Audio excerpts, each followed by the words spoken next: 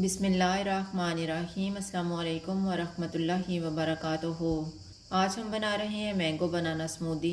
अगर आपको हमारी वीडियो अच्छी लगे तो लाइक करें और हमारे चैनल को सब्सक्राइब करें। तो शुरू करते हैं। जग में एक मैंगो डालेंगे, एक बनाना, आधा कप दही,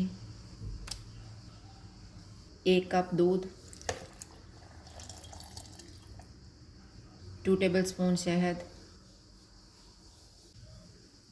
आइस क्यूब्स डालेंगे और इनको ब्लेंड कर लेंगे।